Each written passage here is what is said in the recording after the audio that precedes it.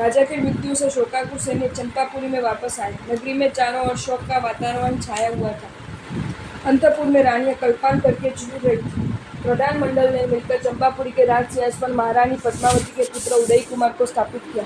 उदय कुमार उम्र में छोटा था, परंतु सुंदर, रूपवान और गुणवान था। प्रजा के दिल में उदय का विशेष स्थान था। पिता की मृत्यु के बाद पिता का साम्राज्य देख देखकर उदय का दिल रोता था। उसका मन उदास रहता था। पितृवियोग के दुख को मिटाने के लिए उसने नई राजधानी बसाने का निर्णय किया। वास्तु विशेषज्ञ उत्तम भूमि खंड को खोजने के लिए निकले। मार्ग में एक जगह उन्होंने पाटली वृक्ष देखा। अब वृक्ष लेने के लिए कहा जाता कि अन्य का पुत्र आचार्य के मस्तक की खोपड़ी में भाग्यवशात पाटली वृक्ष का बीज पड़ा। कालक्रम से बीज फलीभूत होकर विशाल वृक्ष बना। मुनि की खोपड़ी में उत्पन्न होने से वह पृथ्वी पवित्र गिना जाता है। उसका मूल जीव एकावतारी होने से विशेष रूप से पवित्र माना जाता है। ये वृक्ष पंथी को शीतल छाया और फल देता है। वास्तु तज्ञों ने इस वृक्ष पर बैठे हुए चास पक्षी को स्वयं आसानी से आहार प्राप्त करता हुआ देखकर सोचा कि नगर बसाने के लिए उत्तम स्थान है। चास पक्षी की तरह पुण्यशाली राजा भी अल्प प्रयास से सर्व प्रकार की संपत्ति प्राप्त करेंगे। उदय राजा ने वास्तु विशेषज्ञों के अनुसार वहां नया नगर निर्मित किया। पाटली वृक्ष के नाम पर से नगर का नाम पाटलिपुत्र रखा। पाटलिपुत्र नगर में नई राजधानी स्थापित की। नगर के चार्टर चौक में उदय राजा का भव्य महल बना। सुखपूर्वक राज्य करते हुए उसने अपने पराक्रम से सर्व शक्ति को पराभूत किया। विचरण करते हुए प्रभु महावीर एक बार पाटलिपुत्र नगर में पधारे। उदय राजा तीर्थपति प्रभु वीर के दर्शन करने गए। परमात्मा की अमृत वर्षिणी देशना सुनकर राजा ने सम्यक सहित 12 व्रत अंगीकार किए। उदय राजा प्रजा वत्सल थे। वे न्यायपूर्वक पाटलिपुत्र का राज्य संचालन कर रहे थे। राजा प्रजा दोनों के दिन सुखपूर्वक बीत रहे थे। एक दिन उज्जैन नरेश चंद्रप्रद्य का विचार आया कि पूर्व में मगध सम्राट द्वारा मैं अनेक बार अपमानित हुआ हूँ। इसका बदला लेने का अच्छा मौका है। उदय राजा उम्र में छोटा है तो उसको परास्त करके आसानी से उसका राज्य छीन लूंगा। उज्जैनी नरेश ने युद्ध की तैयारियों के साथ नगर में पढ़ा बजाया कि जो व्यक्ति उदय को शिरच्छेद करके मस्तक मेरे पास लाएगा उसे राज्य की ओर से पुरस्कार दिया जाएगा। उदय ने पहले कोई एक देश पर चढ़ाई की थी। उस देश के राजा की मृत्यु उदय के बाण से हुई थी। उस राजा के पुत्र ने पिता के वैर को बदला लेने के लिए पढ़ा सुनकर ये उज्जैनी नरेश के पास गया। उसने चंद्रप्रद्योत राजा को कहा, मैं आपका मनोरथ सफल करूंगा। उदय नृप को मारकर उसका सिर आपके चरणों में रखूंगा।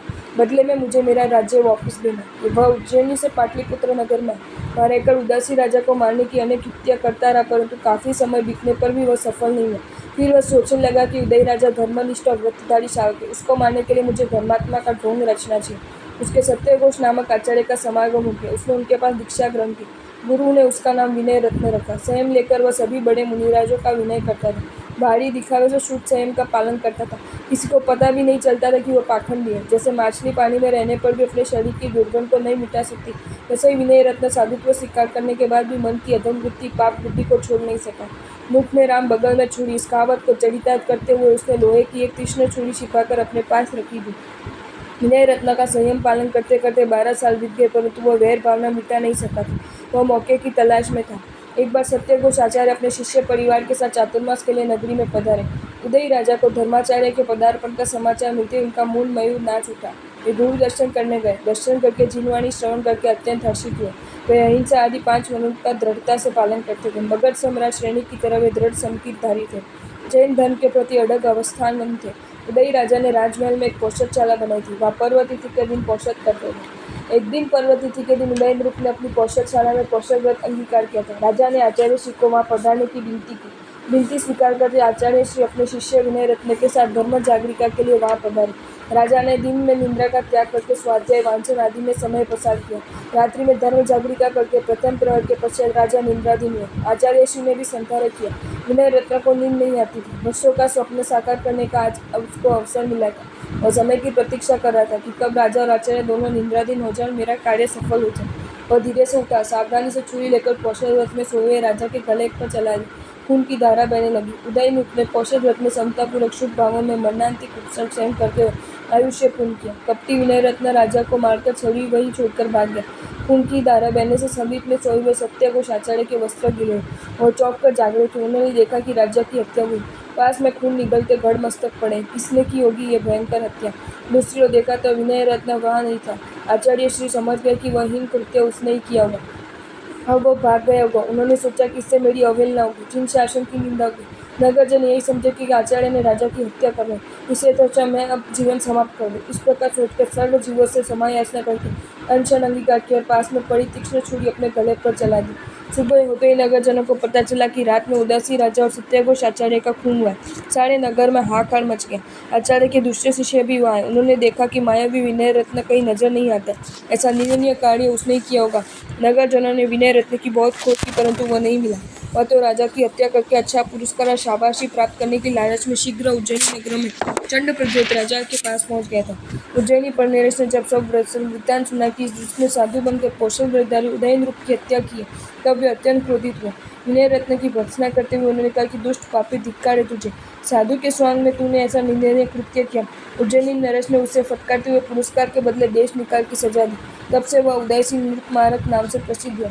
प्रभु महावीर ने विनय रत्न को अभव्य आत्मा कहा है। अन्य अभव्य आत्मा के नाम इस प्रकार मिलते हैं: कपिलादासी, संगमदेव, कालसौड़ी कसई, इंगाल मर्दन आचार्य, नमूची प्रधान, कृष्णपुत्र पालक, पालक प्रधान। शास्त्र में बताया कि अभवी आत्मा निमोक से 9 वस्तु को पाता नहीं। शलाग्नि 63 शला का पुरुष में स्थान नहीं मिलता है। इंद्र की पदवी नहीं पाता है। अनुत्तर विमान में नहीं जाता है। तीर्थंकर प्रभु के मुख से दीक्षा ग्रहण नहीं करता है। त्रायण स्त्रीशंख देवरूप में उत्पन्न नहीं होता है। तीर्थंकर के हाथों से वर्षिदान नहीं पाता है। 14 पूर्वों का ज्ञान नहीं होता है।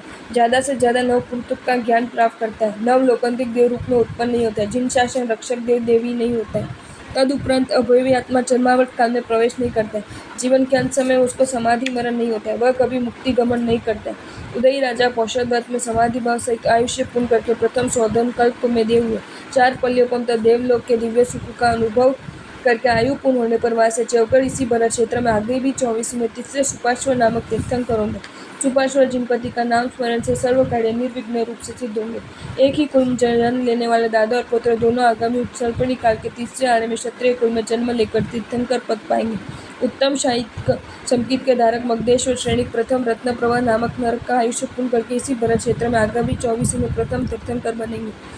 फिर निर्माण से 84,765 विकृत होने पर जम्बूद्वीप के दक्षिण भरत क्षेत्र में पुंडरीक देश के चंद्रवार नगर में सुमुत नामक कुलकर के घर भद्रा महारानी की खुशी से जिनेश्वर प्रभु का जन्म होगा। बालक का नाम पद्मनाभ रखेंगे। 72 वर्ष का उनका आयुष्य होगा। अनुक्रम से युवावस्था में संसार के भोगों का त्याग कर संयम स्वीकार करेंगे। केवल ज्ञान की प्राप्ति होने पर तीर्थ की स्थापना करेंगे। अंत में संपूर्ण कर्मों का क्षय करके सिद्धि के अनंत सुखों के स्वामी होंगे। आपको ये वीडियो अच्छा लगा हो तो इसे लाइक करें और शेयर करें, और ऐसे ही नए नए वीडियोज़ देखने के लिए सब्सक्राइब करें हमारी channel Jain facts and stories को।